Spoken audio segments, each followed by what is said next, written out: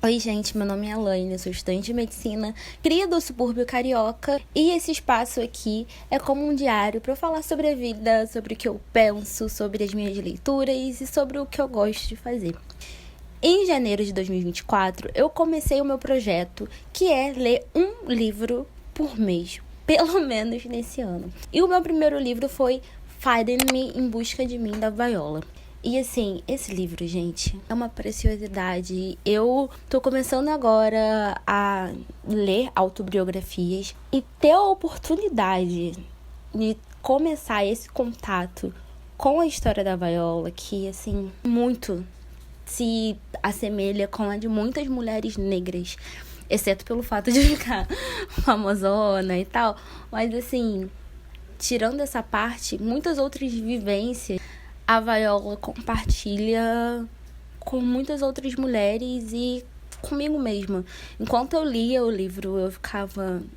Nossa, meu Deus, eu conseguia enxergar a minha história na história da Viola. Eu conseguia enxergar a história de diversas mulheres da minha família, da minha mãe, da minha avó.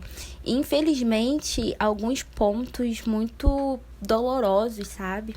Que a gente consegue perceber como semelhança na história de mulheres negras. Parando para pensar também, até a história da Viola com a história da Maya Angelou, ou da própria Oprah, que a Viola faz uma entrevista falando sobre o livro dela. São, assim, muitas coisas similares. E eu vou dar spoiler aqui. A Viola, ela passa por diversos casos de violência e abuso físico, psicológico, sexual, o que muitas mulheres na literatura afro-americana relatam. E eu tô no início da leitura também do livro da Maya Angelou, que é Eu Sei Porque o Pássaro Aprisionado Canta na Gaiola. Esse livro também é outro que eu tô para ler e nunca termino, porque acho triste demais. Mas, enfim, voltando à semelhança, a Maya Angelou também passa por situações de abuso sexual, ela também passa por situações de profundo estilhaçamento do direito de humanidade dela, sabe? Enxergar essas semelhanças nas histórias de mulheres negras e perceber que, por diversas vezes, as nossas construções de inseguranças e construções de medo perpassam diretamente pelas histórias de violência que a gente vive e pelos traumas que a gente carrega em decorrência disso. Então eu vou iniciar aqui fazendo uma análise muito breve sobre alguns tópicos importantes desse livro.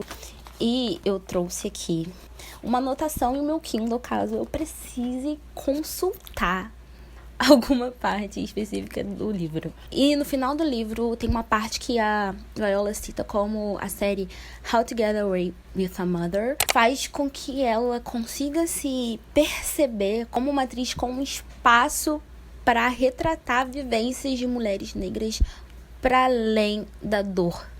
Ela diz que muitas vezes mulheres como ela, dentro do cinema de Hollywood, são colocadas ou no papel de mãe, ou no papel de uma amiga coadjuvante, mas quase nunca colocadas como uma mulher desejada, uma mulher poderosa, inteligente, uma mulher que tem uma independência, e que ela cita também muito forte a questão dessa mulher ter uma vida amorosa estabelecida e ter, assim, namorados, enfim, ter uma vida como qualquer outra pessoa.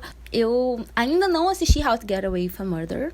Tô bem inclinada a começar a assistir essa série depois desse relato da Viola e depois de ler esse livro. Além de How to Get Away with a Murder, ela também fez o Fences, que é um filmaço com Denzel Washington. E também ela participa daquele filme icônico do 50 Cent, que é Fique Rico ou Morra Tentando, que eu vou assistir, inclusive, só por causa da Viola, porque eu tinha um medo terrível desse filme quando eu era criança. Não sei explicar, sabe? Eu tinha medo medo, porque era coisa de gangue, violência e tal, e eu ficava muito nervosa. E a Viola também conta um pouco da trajetória dela no início do teatro e como ela passou a se sentir bonita e vista e aplaudida e tendo a sua dignidade, talento e beleza tudo junto, sendo reconhecida exatamente nesse espaço do teatro. O retrato disso, muito interessante, é quando ela fala da primeira vez que ela foi elogiada por ser uma pessoa bonita. E tinha esse instrutor de teatro que se chamava Ron. E ele vira pra Viola e pra irmã dela, as duas estavam numa espécie de acampamento para jovens atores que se passavam no campus de uma universidade. Esse instrutor, ele fala: eu sempre te achei muito bonita. A primeira vez que eu te vi, eu percebi que você era uma pessoa muito bonita. Tanto você quanto a sua irmã são belíssimas. E Viola, na época, ela tinha cerca de 15 anos, e a irmã dela mais ou menos por essa faixa etária também. E elas ficam assim, meio que admiradas. E aí a Viola diz que comenta com a irmã dela depois. Ela ficou encantada com isso porque as duas não tinham nunca tido uma experiência de namoradinhos e sempre eram preteridas e deixadas de lado. Então, ter alguém que dizia e reconhecia o quão bela as duas eram foi uma coisa muito impactante para Viola e foi um dos primeiros momentos que ela percebeu que ela era uma pessoa bonita. E eu fiquei tão tocada por essa parte do livro, porque eu me identifiquei demais, sabe?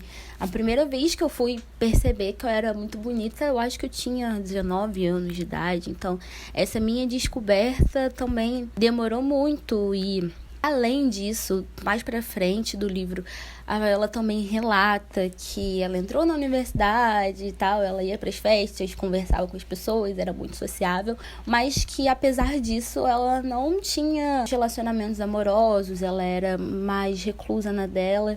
Esse início de uma vida amorosa, enfim, veio mais tardiamente na vida dela, o que é muito frequente para mulheres negras. Eu me enxerguei muito no relato de Viola nesse quesito também, porque, gente, eu, no ensino médio, nossa, no ensino médio era como se eu não existisse pros garotos, era como se eu fosse, sei lá, invisível. Eu não sei explicar. Mas foi um pouco desconfortável essa época nesse sentido, porque eu via todas as outras meninas comentando sobre namoradinhos e não sei o que, e quem ficou com quem, e eu era tipo a Alaine, sabe? É muito complexo, porque mesmo a Viola se enxergando de uma forma bonita depois daquele momento, o mundo ainda desprezou a Viola, porque ela é uma mulher preta, de pele escura, com traços visivelmente negroides, e isso, em muitos momentos, faz com que a gente seja mais deixada de lado, e principalmente para Viola, que trabalha numa indústria de entretenimento. Isso era muito evidente, tanto que a participação dela no filme do 50 Cent é um pouquinho problemática, porque, na minha visão, reforça alguns tipos de estereótipos, tipo da Mami. O mesmo estereótipo usado no filme O Vento Levou, a Viola sempre era colocada nesse âmbito de não atraente. Isso é muito ruim, e ela mesma fala em alguns momentos do livro que isso era cansativo, sabe? Porque ela ia pra uma audição pra tentar o papel da namorada bonitona e tal. Ela ia pra outra audição tentar o papel em uma sitcom negra que tava ali bombando nos anos 90. E ela era sempre rejeitada porque diziam que ela não era o padrão de uma garota negra atraente.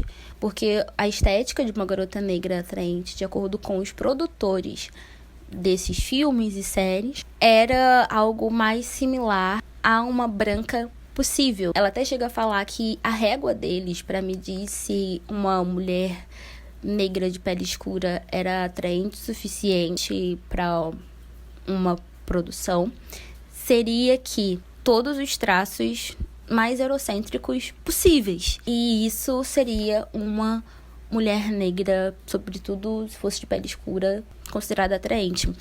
E parando pra pensar sobre isso, sei lá, The Fresh Prince of Bel-Air, que eu gosto muito, percebi que realmente, se a gente for pegar esses sitcoms dos anos 90, sei lá, The Fresh Prince of Bel-Air, que eu gosto muito, Living Single e tantas outras, a gente percebe que a maioria das mulheres negras que estão lá, mesmo quando mulheres negras de pele escura, são mulheres negras que, por vezes, não apresentam tantos traços negroides.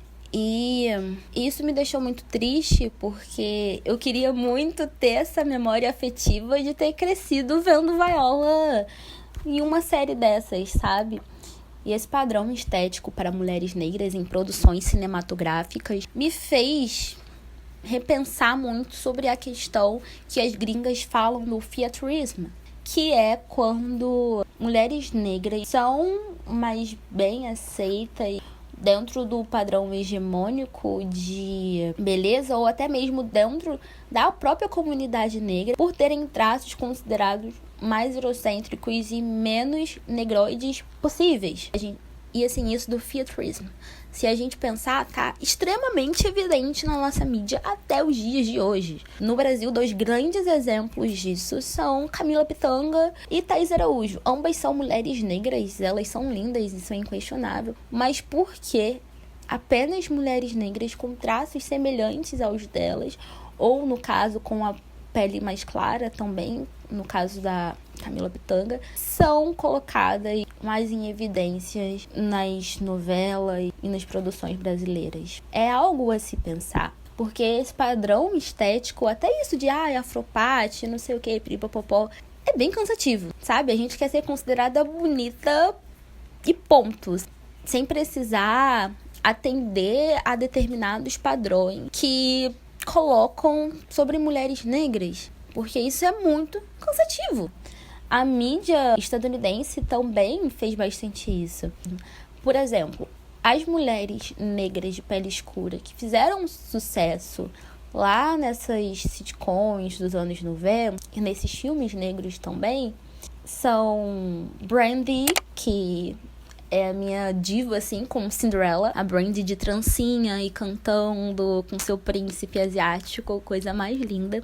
Gaby Union, que tava em quase todos os filmes adolescentes também, lá do início dos anos 2000 e também dos anos 90, que é um grande ícone, isso é inegável. Gosto muito da participação dela no Ela é Demais, inclusive queria que ela tivesse mais destaque nesse filme, porque é um dos meus filmes dos anos 90 favoritos, e eu não nego, apesar de ser um filme muito problemático. E Nia Long, que é um grande ícone de beleza também, um Maluco no Pedaço. Isso é indiscutível. E essa descoberta da beleza da Viola foi algo muito aos poucos, e eu consigo muito me identificar com isso também, como eu já disse, porque a gente passa por tantas situações de rejeição que acaba sendo difícil a gente desenvolver esse auto-amor.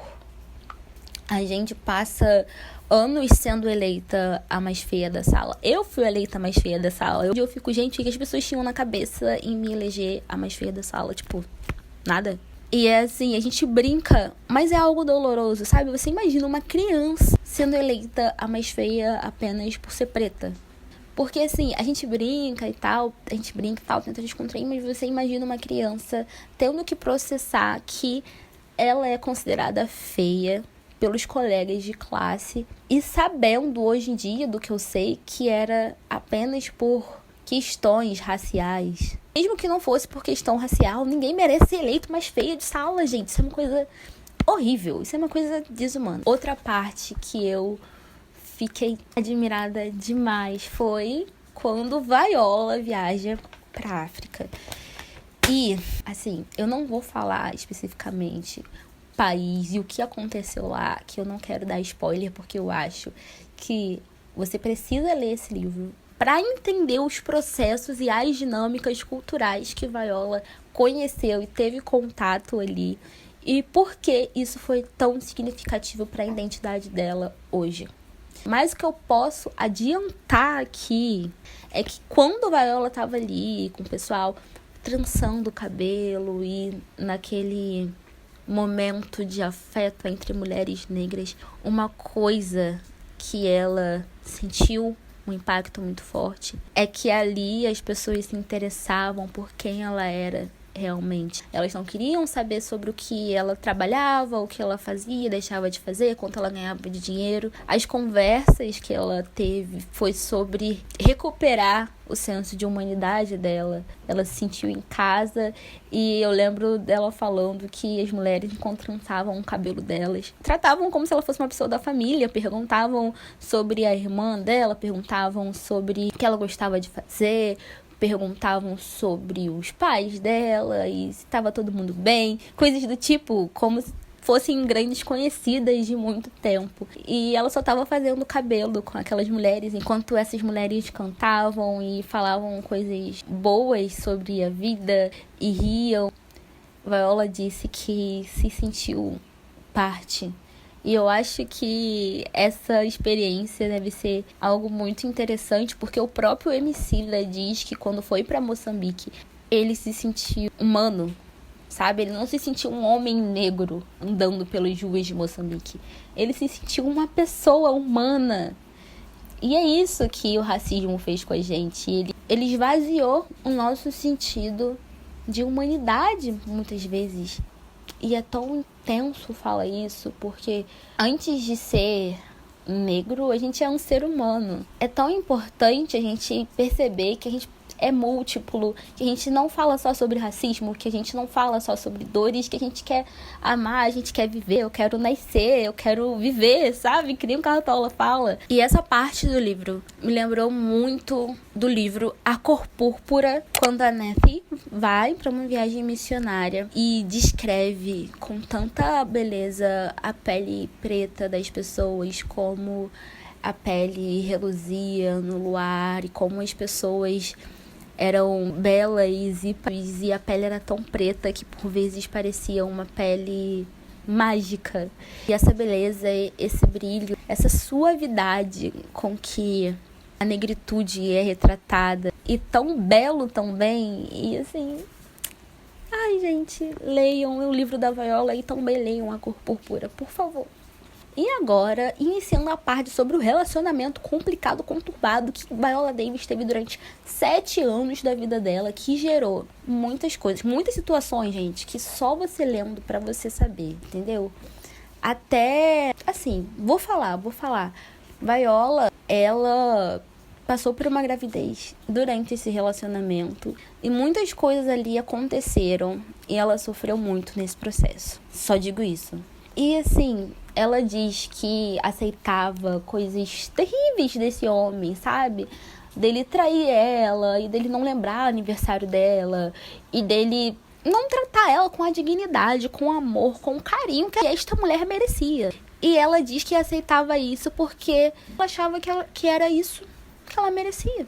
E é tão terrível porque a Viola, ela não teve uma família muito bem estruturada, diga-se assim.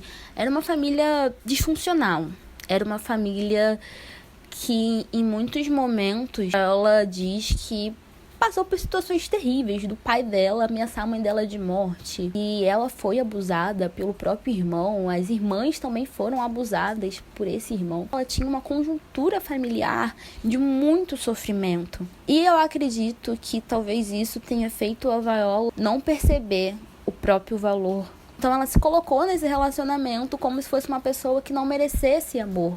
E ela aceitou pouco. Só que aí tudo muda porque ela se separa deste homem. E tem um amigo, eu acho que é um amigo, que fala pra Viola para ela orar e pedir especificamente aquilo que ela queria em um relacionamento, aquilo que ela desejava que fosse imprescindível em um homem na vida dela. E, gente, tudo muda. Poder da oração na vida desta mulher.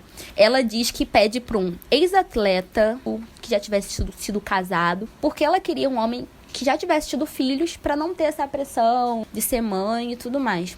E além disso, ela queria um homem preto e ela queria um homem alto. Pouco tempo depois, a nossa amiga Viola conhece exatamente este homem num set de filmagem da vida. Exatamente este homem, o mesmo homem que ela pediu a Deus em oração. E eu fiquei tipo, gente, que coisa incrível. E eles estão juntos até hoje. Tem uma filhinha. E foi um relato muito interessante de ler da Viola, porque um ar de...